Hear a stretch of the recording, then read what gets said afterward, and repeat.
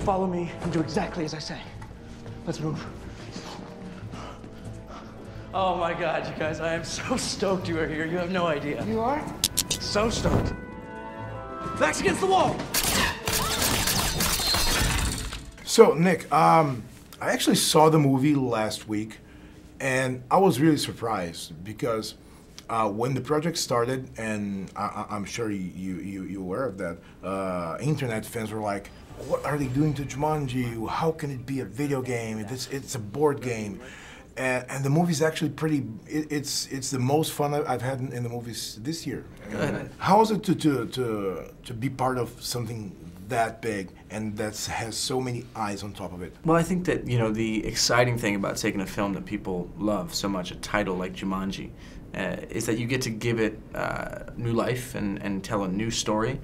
This is not a reboot or a remake or anything. It's a new Jumanji adventure. There's a chance to get to tell a new story, create some amazing characters, and bring the audience on as epic a journey as the original film. Do you remember the first time you saw the original one? I first saw the original Jumanji when I was about 5 or 6 years old. I rented it at the video store and you know, watched it a couple times in that week. But I was scared at first, you know, because it is one of those films that I think for younger audiences was pretty intense.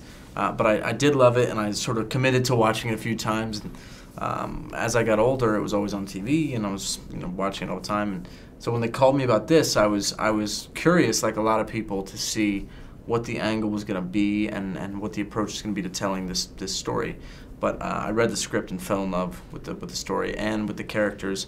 And then when I found out who was going to be a part of it, you know, Dwayne Johnson, Kevin Hart, Jack Black, Karen Gillan, it was game over. Watch your step in here. So gnarly. So you're getting to do more and more movies now.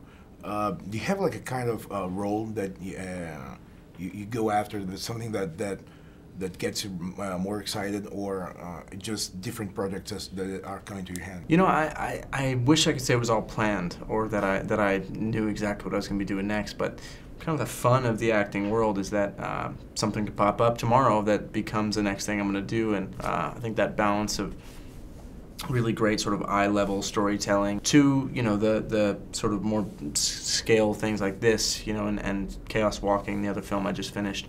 I'm really loving the chance to get to jump around and do some different things and push myself as an actor and grow and be around some great filmmakers. You're not stopping your music career, right? Definitely not stopping the music career. You know, there's plenty happening there as well. I've got a single out, Find You, and also a single as a song from the movie Ferdinand, which I wrote specifically for the film. Oh, cool. My friend directed that. Oh, yeah, nice. Yeah, Carlos, he's the best.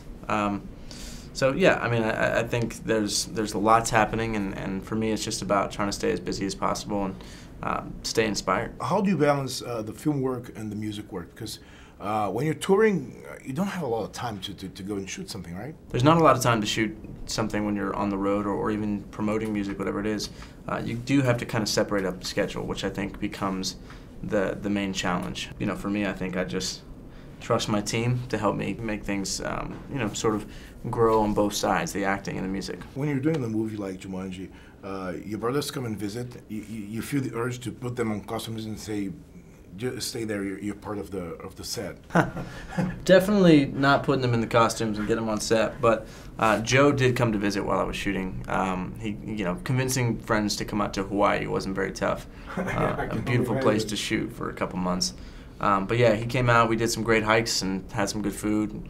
It's always nice to have people come when you're shooting because you're isolated, kind of gone for, you know, long periods of time. And then also when I was just up in Montreal shooting, it was great. He came up there as well. His fiance was shooting as there as well, so it kind of just made sense for him to come visit. You said you're shooting a movie from Montreal that maybe the cosplayers will like having a try on it. Can you elaborate a little bit on that? Yeah, I think the costumes are just amazing in the film, and it's sort of a you know, a dystopian world that we're in, and they did a great job of kind of combining some of like the Western feel to the film, but also with those futuristic elements, you know, and it looks amazing visually. As an audience, what kind of movie that you like to sit down and get into it? It just depends on the mood that I'm in. You know, I have times where I want to be really challenged by whatever I'm watching and have a real sort of cinema experience. And there are other times I like watching movies just going to make me laugh, you know, and it's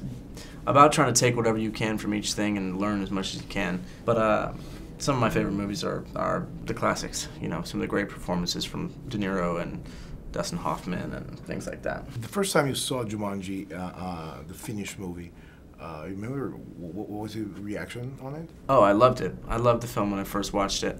I watched it with Karen and with Jack. I think we were all first really relieved because once you finish your work on set, you know, it's up to the editor and the director to put the movie together. But we were relieved it was good, and then I just loved it. I laughed out loud, even though I'd seen and read the script, you know, so many times. I still was just rolling laughing. Did Jack had any rock and roll tips to you? You know, Jack and I had a great time. We really connected very fast, and music as a whole. He sort of goes across the board when it comes to music, and we had a lot of fun. We actually ended up writing a funny themes song to the movie, which we'll be releasing at some point. You guys. That can't be good. No way, that's good news.